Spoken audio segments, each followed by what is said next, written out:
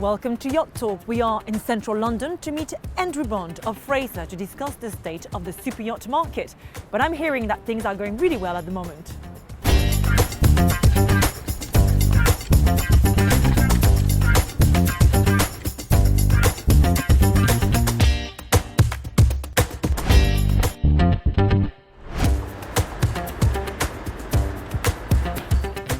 Hi Charlotte, welcome to Fraser in London. Thank you. Some of the Heesen tulips for you, grown for the shipyard. Thank you so much. And the Heesen waffles. Please, come with me. Welcome to Yacht Talk, where we take a closer look at the super yacht market ahead of Europe's summer season. I am joined today by Andrew of Fraser. Hi there. And Mark Cavendish of Heesen. Hello, good afternoon. Thank you very much to both of you for joining us. So let's start with you, Andrew. If you had to use one word to describe the super yacht market at the moment, which word would you use? I think the word that everyone is using at the moment would be booming. We couldn't have predicted this a year ago today, but the yacht market, both in shipyards and on the brokerage market, has seen significant rises in sales. Us as a company, Fraser, we have had our best ever year on record, and we're only halfway through the year to date. Which is a true reflection as to where the market is at the moment. It's been absolutely incredible, and I know Mark is seeing similar things at the yard. Yes, absolutely, yes. I'd go with a nautical pun on that one. I'm going to go for buoyant. Much better than mine.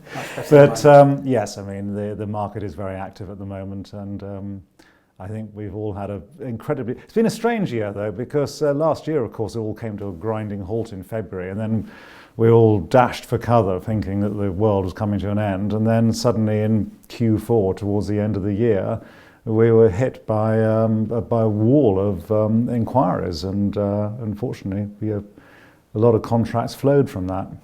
So Andrew, what's your opinion about Heesen's product lineup currently, the market strategy, etc.? What's your view? Heesen has always produced a first-class product, and they're an incredibly busy shipyard at the moment. I think they've only got two projects that are available next year. Everything else is sold off the quality of the product and the man that's sat next to me. Their market strategy, certainly from a broking perspective, I think any broker will admit to you that the best few days in their calendar is the Heesen Ski Cup, if you're lucky enough to be invited. And what that develops is outstanding relationships between the brokerage community and the shipyard. And you really want to take your clients to the yard to almost repay the debt and show off how good the product is, of which they build yachts on speculation, which means you can take a client there and to see a yacht that is 70 to 80% completed, that is still for sale. So if you've got a client who can't quite understand or see the yacht on a 2D surface on a piece of paper, they can see it in 3D, and the fact that they can move in and purchase it is a fantastic opportunity. Yeah. What does it mean for the market in terms of the demand for charters, for instance, as opposed to new builds? Well, what we've seen a huge amount of off the back of this pandemic, purely, I believe, of people realising the importance of time, and because people, I keep alluding to, have effectively pressed pause on their lives for 18 months because in any way, shape or form they've been infected by some sort of lockdown. Certainly we've seen many charter clients who are always in the capacity to own yachts have taken the plunge into ownership because they feel that they want to control that bubble that they're in. So there's been that rise in demand. Charter clients also, rather than go to the busy charter areas, are wanting to go a bit further afield. I know sort of Alaska and Galapagos and yacht venues off the beaten track are being requested quite significantly. And the other thing I will say just off the back of that question is 25% of our inquiries last year were for first-time buyers. So this pandemic has also focused a group of people who have wanted to get into yachting because they've seen it as that ability to spend quality time with their loved ones and friends in a controlled environment. So lots of people have come forward. And are you ready for this newfound appetite for exploring on yachts and super yachts, Mark? Well, yes, and thank you for that, because sitting right behind us here is our Explorer yacht, the X Venture, which is available in various different models from about 45 metres up to 65 metres or more, which we developed in collaboration with Winch Designs. And I'd like to think that as time goes by, the appetite for this kind of yacht is only going to grow, for exactly what you say. And in fact, an interesting question for you, because of course you're much more at the coalface of the whole front of the yachting industry, is, what is the average age of the clients who are buying these yachts? Do you think this kind of thing is going to appeal to somebody who is perhaps younger? Absolutely. Well, on the age demographic, I mean, it is really quite staggering about the age of a yacht owner. Some of the yachts that are being delivered, right up to significantly large sort of giga yachts are owned by people in their late 20s. And there's so many avenues to market now with assets that are trading in cryptocurrency and these new applications and businesses where people who are relatively young can earn such significant amounts of money. The milk run, as we discussed earlier, which used to be known in yachting from Monaco down to Saint-Tropez, these younger owners want to go way off the beaten track, whether that be heli skiing off Alaska or going off the Japanese coast, Polynesia, diving in the Pacific. Yes, all that kind of thing. Absolutely, absolutely.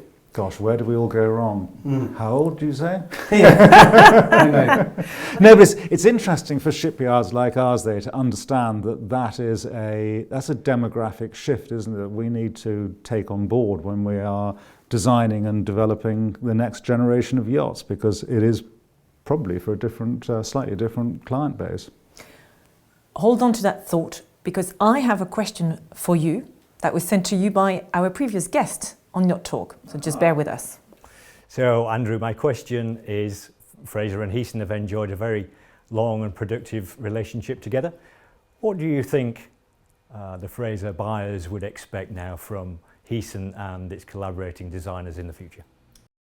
One thing we're featuring heavily at the moment with our new build clients and also clients who are coming into the market is sustainability. It does seem to be a buzzword in the market at the moment. People are very concerned about carbon footprint. You've got climate activists, Greta Thunberg and all of that, who gauge a huge audience on social media platforms. So wanting to know how they can use their yachts in a sustainable way would be one I would definitely include. And my second one would be, I do think the way yachts are being used is changing quite rapidly, or has been certainly for the last sort of 4 to 5 years, and that's that people, the sort of lounging on the yacht and enjoying the scenery around you is stopping. People want a lot more activities, hobbies and activities to keep them busy, whether that be golf or clay pigeon shooting off the bow of the yacht, whether that be dirt bikes that you keep in your beach club that you can go exploring with.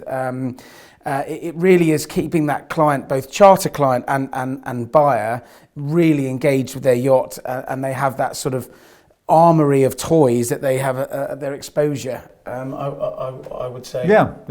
I think there's a yacht, isn't there, that even has a ski locker on board, I understand. So Andrew, it's now your turn to ask a question to the next guest of Yacht Talk. It will be Pascal Raymond of Raymond Langton. So what's your question? My question to Pascal would be, if you were to design a yacht for yourself, what size would it be and why? I think that's a great question in terms of how owners end up with the size of yacht that they are building. So I'd like to know what her thoughts are on that. So Andrew, I must ask you, what have you missed the most, commercially and maybe personally, during the pandemic? Commercially, I would definitely say it's been quite hard in the last 18 months, 24 months to catch up with industry colleagues, surveyors, yacht crew, lawyers, all of the subsidiaries around yachting. It's been hard to engage with them. I know we've all had to go online and speak to each other on that platform, but I think engaging with people on a personal level is much better when you're in the same room. That says things like boat shows, etc. I from a personal level has missed them, and I think the other thing that I've absolutely missed, which, you know, brought me into this industry in the first place, was the ability that, you know, you don't really know where you're going to be from one day to the next, and to be able to just go to the airport and go and meet a client in Europe, the US, Russia, wherever that is, now has become such a watertight administration exercise that, you know, that ability to do that, I find quite sad that that's been taken away. And that's from the broker's eyes, but you get the clients who are buying these things and taking, you know, an element of quarantine out of their diary to go and look at a yacht. They're simply not going to do. So hopefully the sooner we're back on track and that we can start free flowing a bit better, that's something I really want to bring back and something I've hugely missed. Yeah, I think you say it all really. Quite simply, it comes down to the freedom to travel. I think one of the things I've missed most is just the ability to get clients to easily come to the shipyard without going through, as you know, a raft of paperwork and permits and all the rest of it. And even then sometimes it's not possible. And on a selfish point of view, from my point of view, I of course live in England and work in Holland, and it really isn't particularly easy travelling backwards and forwards between the two. The 10-day in quarantine is quite a nice holiday there. Fantastic.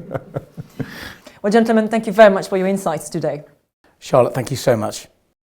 Thank you, it's been a lot of fun.